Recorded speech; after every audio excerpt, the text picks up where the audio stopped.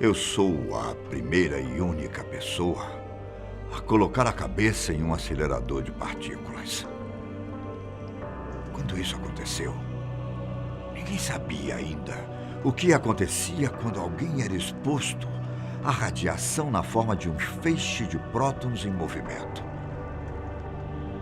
Foi uma experiência horrível.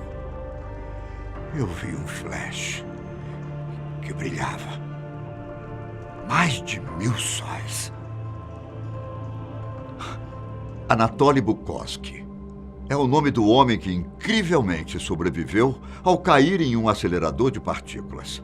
Para muitos, ele recebeu uma segunda chance de viver neste mundo. Eu sou Ivan Lima, e vocês têm uma noção de como é cair de cabeça em um acelerador de partículas?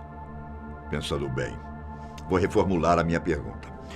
Vocês têm noção do que é um acelerador de partículas? Então vamos lá. Os aceleradores de partículas surgiram em 1920 e são usados principalmente como uma ferramenta de estudos de física.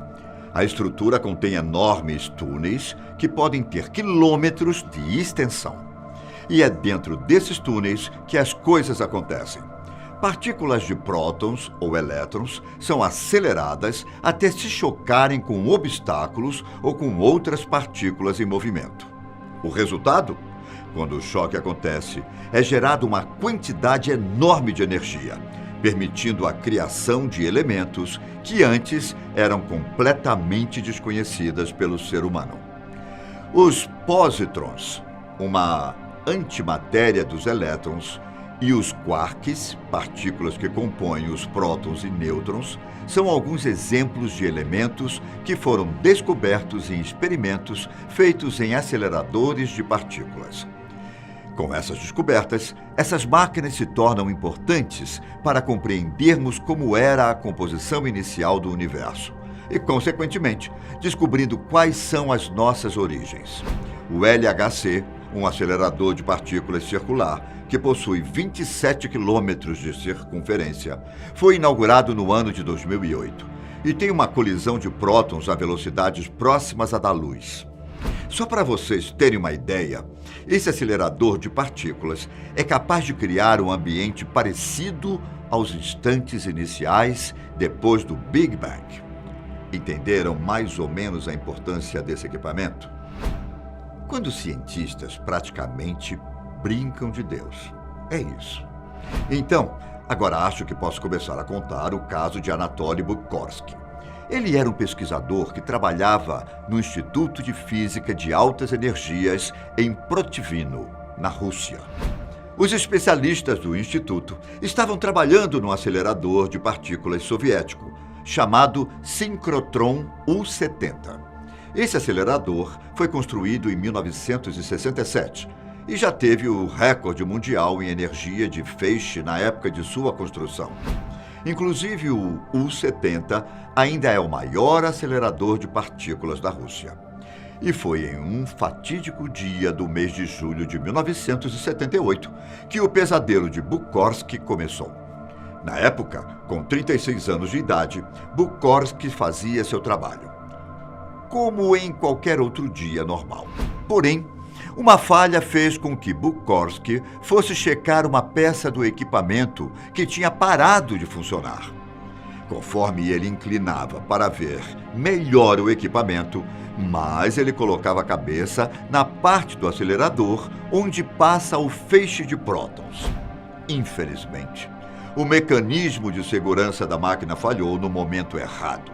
Bukovsky acreditava que as câmaras que continham o acelerador de partículas estavam seguras e o feixe tivesse sido desligado. No entanto, a máquina foi danificada mais do que os especialistas imaginavam. Os sensores que desligavam o feixe automaticamente falharam. Infelizmente, a máquina ainda estava disparando prótons pesados dentro da câmara a velocidades próximas à velocidade da luz. Mas convenhamos, para quem trabalha nessa área, uma pequena falha pode ser mortal. Na minha opinião, tudo isso aconteceu por causa de irresponsabilidade de quem trabalhava no local. Bukorski estava debruçado na máquina com a cabeça no caminho do feixe de prótons. E quando menos esperava, ele viu um flash que parecia ser mais brilhante que 1000 sóis. Na hora, ele não sentiu dor alguma, mas o estrago foi grande. O feixe que atingiu Bukorski entrou na parte de trás de sua cabeça com uma potência de 2000 grays e saiu pela parte da frente com cerca de 3000 grays. Para quem não sabe, um gray é igual à absorção de um joule de energia por 1 quilograma de matéria. Em outras palavras, é a medida de energia absorvida de radiações que geralmente é usada para raio-x. Para vocês terem uma melhor referência, teoricamente a absorção de 5 grays geralmente mata uma pessoa em cerca de 14 dias. Mas o que aconteceu com Bukorski foi inédito. Até então, ninguém na história da humanidade tinha experimentado o golpe na cabeça de um feixe de prótons se movendo à velocidade da luz. O feixe de prótons entrou pela parte de trás da cabeça e saiu próximo do nariz. Como eu citei, Bukorski disse que não sentiu dores na hora, mas os efeitos após o acidente foram assustadores. A parte esquerda do rosto do cientista ficou muito inchada, o que o deixou praticamente irreconhecível. A área onde o feixe entrava na parte de trás da cabeça perdeu todo o cabelo. O local onde o raio saiu perto do nariz também ficou com marcas de queimadura. Depois que outros cientistas perceberam o que havia acontecido, Bukorski foi rapidamente levado para o hospital mais próximo. Mas e aí? Você acha que com esse acidente a morte de Bukorski era certa? Mesmo sendo leigo no assunto, na minha opinião, ele não sobreviveria ao golpe recebido na cabeça. Mas foi exatamente isso que os médicos pensaram. Na verdade, qualquer pessoa que seja atingida por radiação tem menos chances de viver um longo tempo. E os médicos disseram que o caso de Bukorski não seria diferente. Ele viveria no máximo 1 semana. Porém, as consequências foram bem diferentes das esperadas. Nos primeiros dias após o acidente, a pele da cabeça e da face de Bukorski começou a descascar.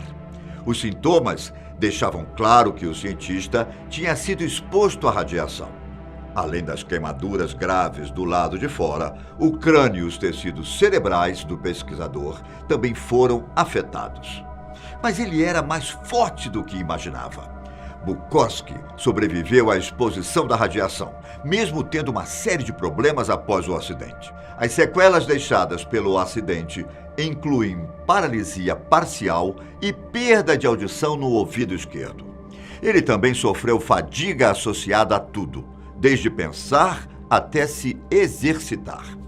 Os danos na cabeça e no cérebro de Bukorski podem ser os culpados por trás dos problemas que ele enfrenta.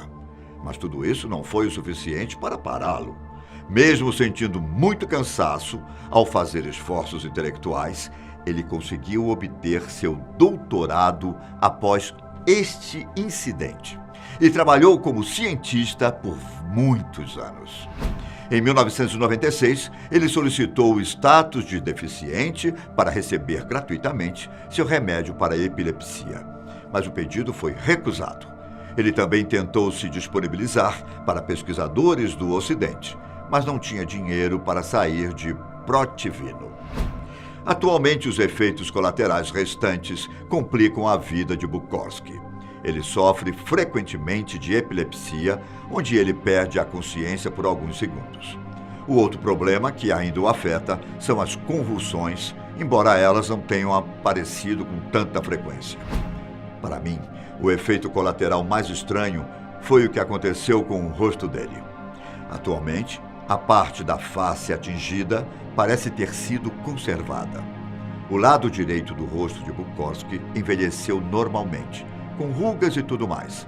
Já o lado direito parece o rosto de uma pessoa com cerca de 20 anos. Lembrando que atualmente Bukorski está com 77 anos de idade. A aparência do rosto do cientista é, literalmente, metade jovem e metade idoso.